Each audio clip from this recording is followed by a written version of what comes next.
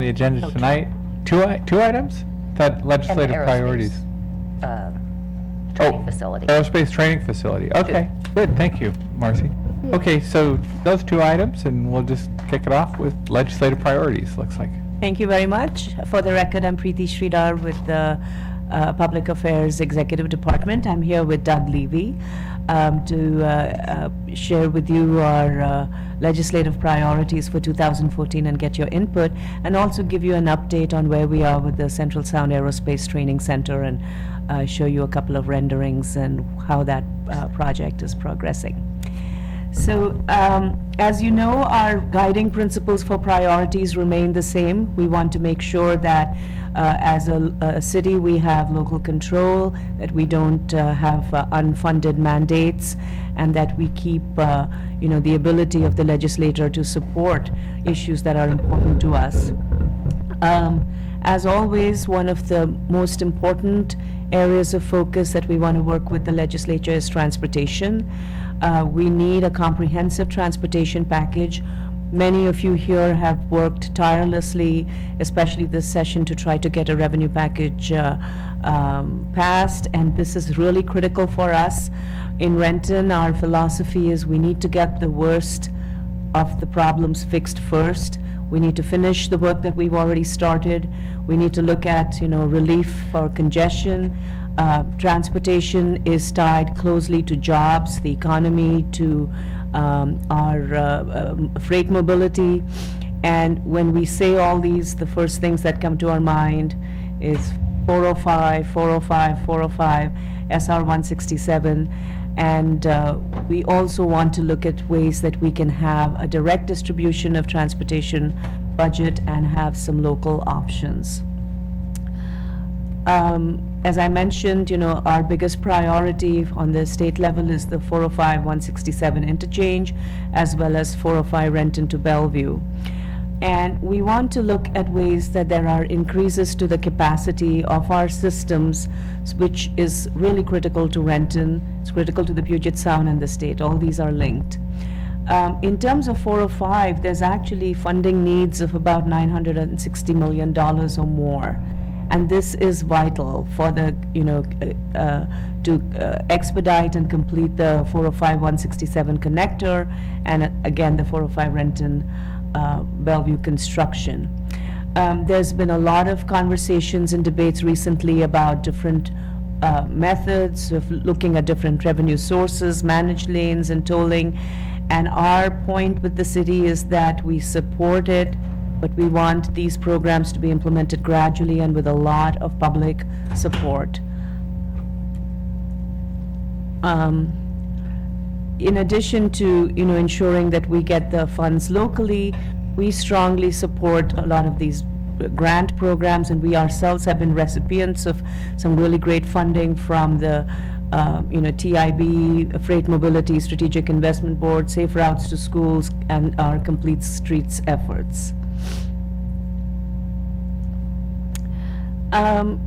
Fiscal stability, very, very critical and important to us. We need to make sure that we have the revenues that are shared by the state, to keep cities like ours strong. We are particularly sensitive to public safety needs, and we don't want any funding cut from those areas. And again, back to our guiding principles, we want to be able to control our costs, have that flexibility, and have the flexibility to continue to provide the most efficient services. The real big one in 2013 was the reduction in the liquor revenues. And our projection actually is that with that 50% reduction on an ongoing basis, we're looking at $220,000 per year that could have been ours. And we are joining, AWC and a host of other cities to really make a strong case that we need these revenues back. We also want to look at, sustainable revenue options. And preserve programs such as, the annexation sales tax credit, the streamlined sales tax mitigation, etc. In terms of public records requests, And Doug, you can add to this in terms of where the study is with the Ruckelshaus Center, but we realize that we want to have an open government and have public records, but at the same time, we want to look at areas where, if there are other cities that are looking for relief from the harassing claims, then those are bills that, we will support and look at cost recoveries. Similarly, we want to look at options for funding, and we're awaiting the results of the study on the indigent defense, where there was a court ruling to restrict the number of caseloads for public defenders. We have, and I think recently the council passed a resolution to have a weighted approach, and that has certainly helped with Renton's situation. So I would add on the public records issues, there's a couple of things floating around. One of the things Preeti referenced is that the Ruckelshaus Center, which serves as a research arm for both Washington and Washington State universities, is doing an assessment of the whole issue of public records requests and where there have been burdensome records requests, and they've interviewed several dozen folks from all walks of local government, courts, prosecutors, newspapers, Coalition for Open Government. They are trying to recommend some ways that there can be maybe a little bit better, some ways to arbitrate these times where local governments that want to give the records to the people who need them are frustrated sometimes when requests are so large that they get in the way of those routine requests. We're waiting for a December 15th delivery of that Ruckelshaus Center assessment, and so I think it's not very likely that we'll see substantive legislation in 2014.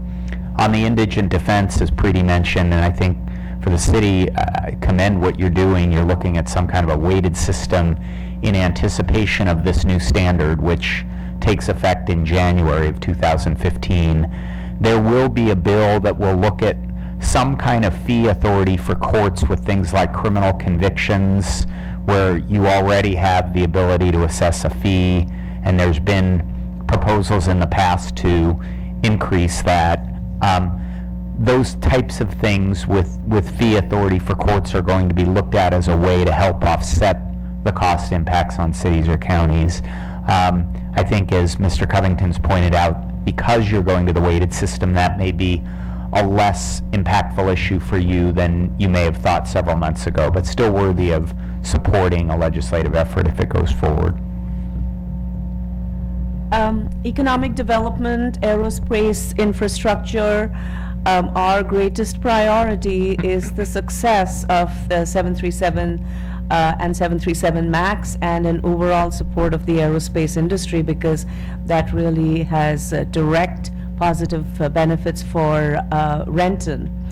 And then in addition, on a bigger, broader scale, we want to support economic development, infrastructure, tools, aerospace training and investment in that, and look at ways that we can really lay the ground for a vital, vibrant economy in our city and in our region. We do want to say thank you to our legislature for the entire funding of the Central Sound Aerospace Training Center.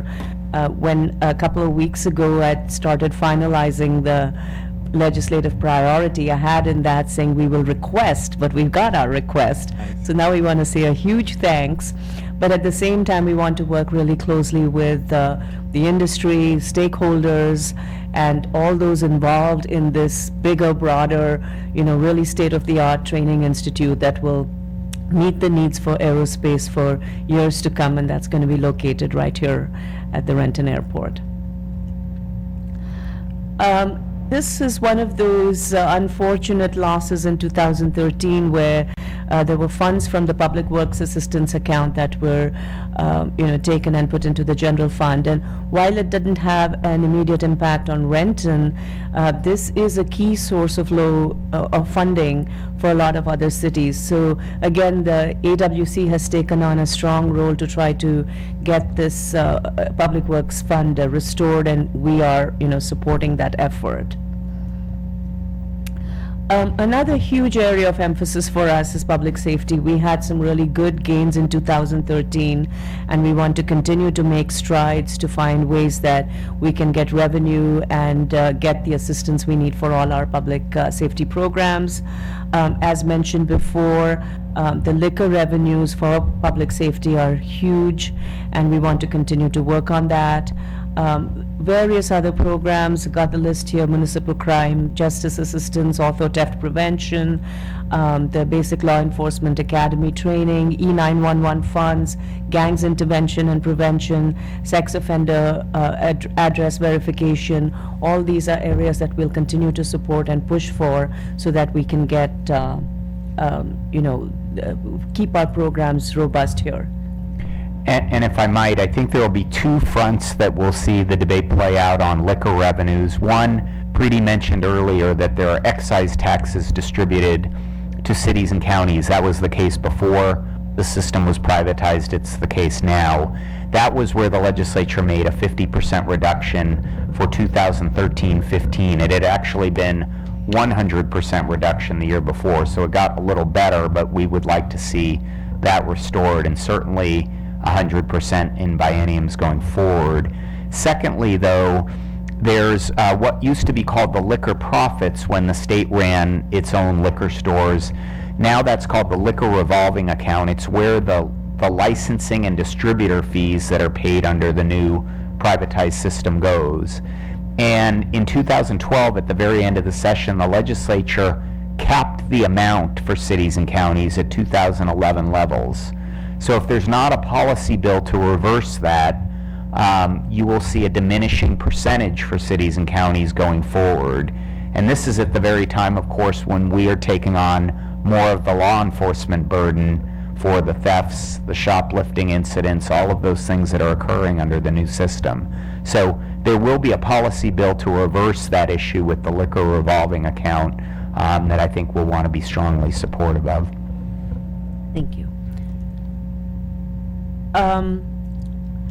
The other one, kind of the second bullet on my slide here, is the whole new area of marijuana and the retail and the medical. And so, we're going to work again with a lot of other cities to see that these laws are consolidated and that there are clear regulations, and that if there are, projected revenues from this, that the cities get a share, because once again, the burden of law enforcement will fall on the cities, and so we want to be part of the, budgets for that as well.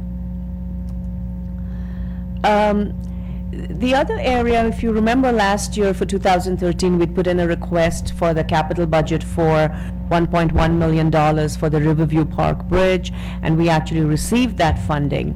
This year, pretty late in the game, we had one of our state legislators come to us and say, if there is a viable quality of life community project that Renton can put forward, that, she would try to see if she could get that funded for us from the legislature. So when I had spoken to some of you earlier as we were trying to scramble, we discussed a lot of different options, maybe downtown revitalization, etc. But at this point, we're still working on coming up with an option that would be a specific capital budget request. And when we do, we'll come back to you with the details, and then, look to see if we can get funding for that from the legislature. The idea we had floated for a downtown project when, we heard was not going to make the, what they were looking for in terms of putting forward for a capital project. Can you give us a simple version now of some of the criteria that you are looking for? What we've heard is something that's got some elements of environmental benefits, maybe open space, areas where there's a community input, there's a long, sustainable options, not too much in terms of clear definitions of, something very specific. It should not be eligible for any other grant funding, not a transportation project, maybe something in the stormwater category. So we're still kind of getting all our departments together to explore Okay. what are some options, and also trying to see if we can get it in a location which is within, the northern part of the city. So, Got it, yeah, thanks. And the northern part of the city is the one that's represented by the particular legislator that's asked us about this. Oh, okay. Okay, well, that's good. I'm glad you're working it. I mean, I know we've probably got hundreds of potential capital improvement projects, so. Well, and I might add that we're also going back and talking to staff and looking at some of the things in, whether it's the Sunset area where you as a council have laid out a whole revitalization strategy, or Cascade Benson Hill, obviously, where you inherited some infrastructure deficiencies, and seeing if either of those may work. So more to come. Good. So that's kind of, at a glance, our legislative priorities. As you know, on a daily, hourly basis, there are bills. One session starts, there are bills that come up that, we support, we oppose, we are neutral towards. We're very fortunate to have Doug with us, on the ground with, on top of things, looking out for us, getting back to us, getting our input. And I try to get to you on a weekly basis, updates of where things are. I mean, I do get to you on a weekly basis, and always available to talk about stuff, and always knocking on your doors to say, can you help, testify and help support things that are important to our city. But this is basically our legislative priorities. It keeps evolving, but, we are staying true to course, and we have had a lot of success in the last session, and hope to continue to do that in 2014. Chairman, Yes, Mr. President. there's a couple things that I would like to see as legislative priorities that I think are tied in with some of the stuff that you're already talking about. First off is, I would like the cities to have more say in the renewal of liquor licenses at problem establishments. Now we get completely ignored by the liquor board, and if they're a problem establishment, just by changing a name or two, we should be able to be a blocker on that. So that to me would be one of our big legislative priorities. And then we just had a briefing from the court today, and this is going to be a shocker, was to me anyway. We have an in collection right now for infractions and criminal citations over $8,644,434, and the state has not made it easy for us in several cases to put what they call a failure to appear on those, so that if their license is going to be driver's license or their license plates are going to be renewed, we can't put a hold on that to get this money. And this is one of those things that is a no-cost thing to the state or us, but it means big dollars to that. And I guess my feeling on this is that I know if I get a ticket, I pay it. So that, and like the court clerk pointed out, is they have one person that has a collection going on that for a DWI that they can't afford to pay more than $5 a month. The court takes $5 a month for 47 years to pay this guy off, but he's regular as clockwork, and he's shown the fact that, I think it was a he, I don't know, he or she, that they want to pay, but they don't have the wherefore. So our court does work with people who can't afford to come up with 500 or that.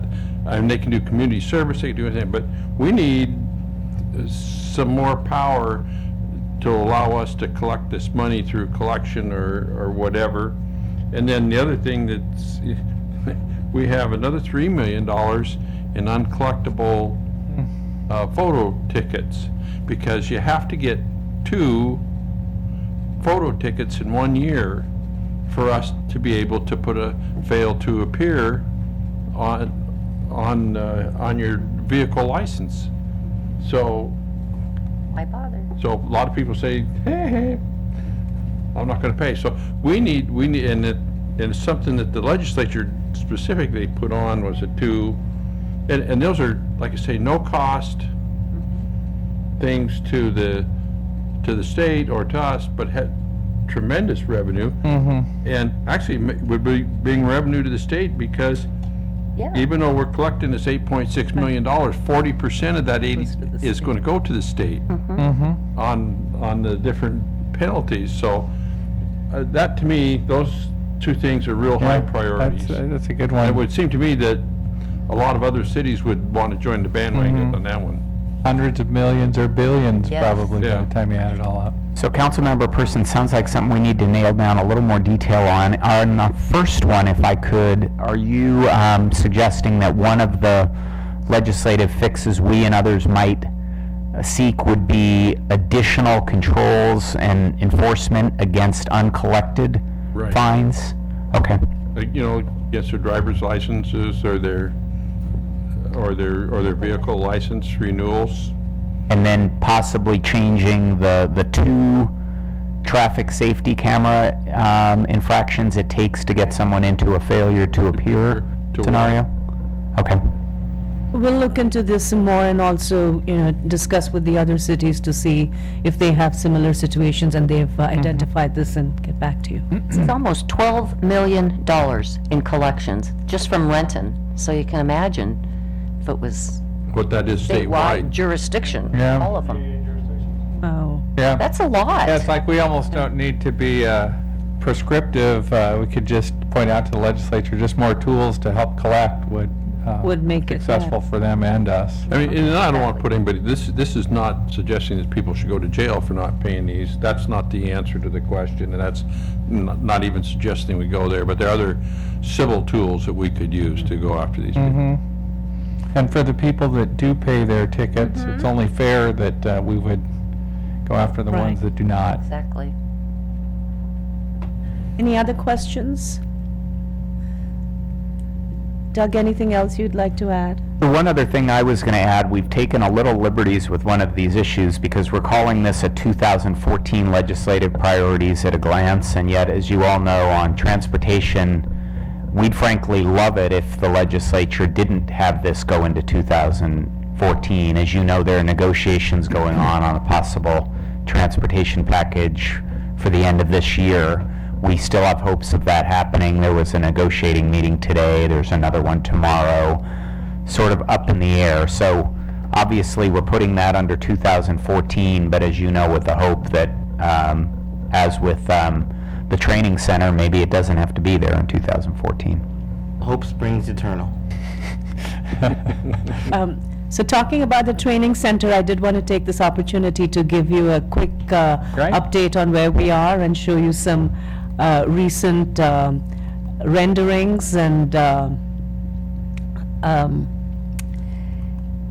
so as on November 11th, to be precise, we heard that as part of the 777X incentive package and as part of the governor's and basically the legislature got together and gave us the extra $5 million that we had requested to fund a total of $12.5 million for the Central Sound Aerospace Training Center.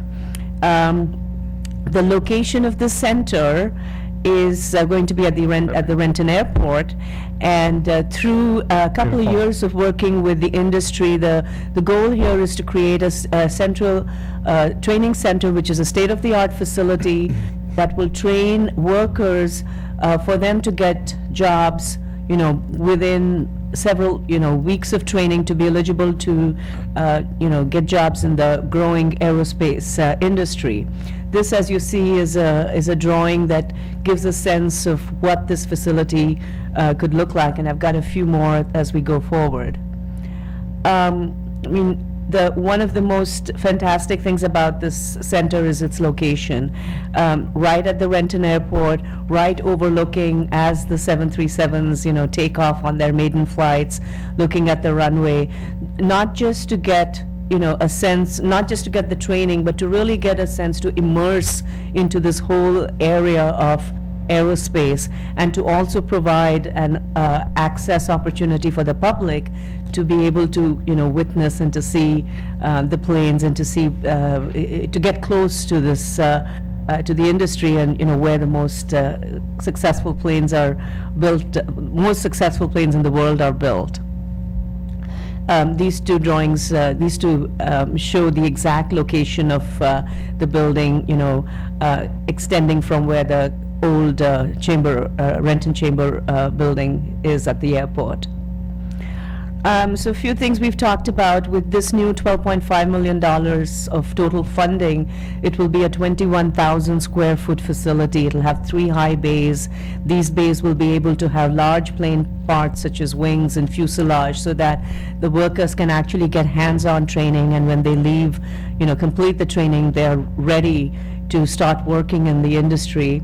There are, the second, the kind of inset slide is a little smaller, but it shows the 3 levels. This will be right down on the hillside. And again, as you can see with the glass, in fact, the view of this building, if you look at the side view, it looks like a wing. And so it's, again, keep in tone with the whole concept of aerospace and planes. Some of this information, are estimates that we have brought from places such as the Water Institute that have similar training, but our guess here is that the Aerospace Training Center will be able to have 1,500 students per year. And this is really critical because we're hearing from Boeing and other companies that, this is a time where a lot of their workers are retiring and they're in need of the new workforce. We know that we've got the 737 MAX right here in Renton that is going to be in need of workers so that they can meet their deadlines. So this is really going to be an asset and amenity to the whole region. This is another statistic from RTC where some of the similar programs, the placement rate is 85%. What's the role of the city? We're providing the land, the facilities at the Renton Airport, and we'll be the landlords. We have been, we will be building this facility, but we'll be working with the stakeholders, with the, the Aerospace Futures Alliance has taken on a lead role, and we've been working closely with them, and others who will operate the facility. We're not going to be running the training institute. We're going to be building it, working together to make sure that it meets the needs, and be the landlords. This $12.5 million does not include operating costs. Our assumptions are that those operating costs will be generated by the tuition and by the, by the contracts that the trainers are able to get together. So Beautiful. we'll keep you posted. Jay and I have been working very closely with several members, technical colleges, Aerospace Futures Alliance, some private training groups, Boeing. And as we get more progress on who's going to be the primary operator, what the structure will be, what the governance will be, and as we progress on the building and the design, we'll keep you posted. Oh, that's great. So there's no timetable at this point? Not down to the details of, who's going to be the executive director of this, but preliminarily, we're looking at 2015 as fall 2015 as a date, if we keep on track and everything's on board, for us to, open the center. And then, what part does the airport staff have in this? We They're have- helping they'll be the project managers for the building Okay. primarily, once we get more detail and definition from the AFA. And then we would be basically the landlord of the building, and work with whoever it is, as Preeti said, whoever the operator will be, whether that's some entity from the AFA or some contracted entity, we're not sure, but we would not be responsible for the operation. We'll simply, like we Right. do our other structures there, we'll have responsibility for the facility itself and making sure that it works for them. It's a beautiful building. It's exciting. How will, maybe it's too early to ask this question, but I'm curious how we'll decide who's going to run that program.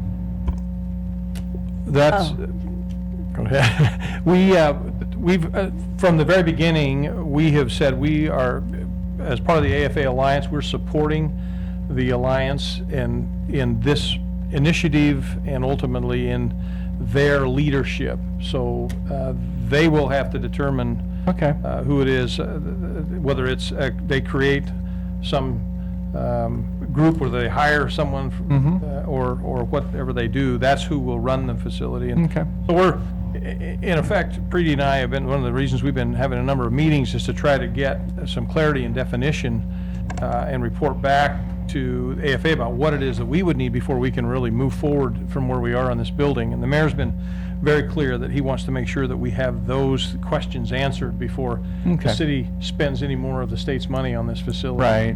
Right, yeah. One of the goals that AFA has articulated is that they certainly want this to provide the aerospace training needs, but they also see some long-term potential, sustainability of this by using the same facility for some basic training for industries such as the marine industry and the medical industry, where some of the key basic trainings are the same. So they're looking at ways that this could actually be expanded as a much more broader, holistic training facility.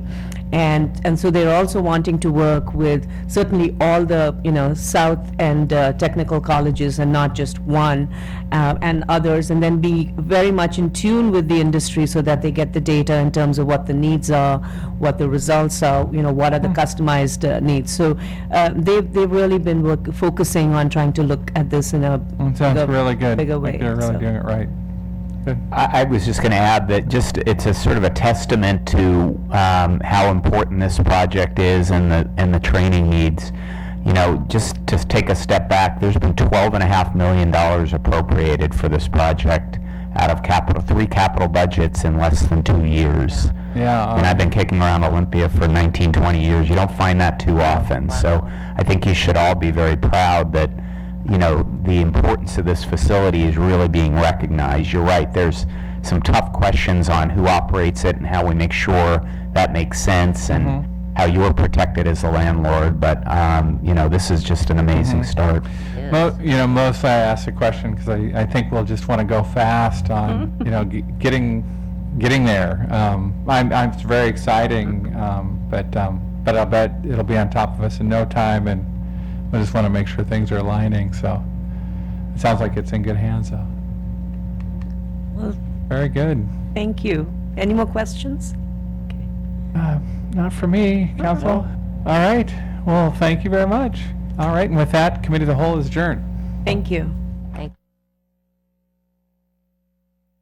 Field trips, resources that their students need to thrive. Then you can give to the project request that most inspires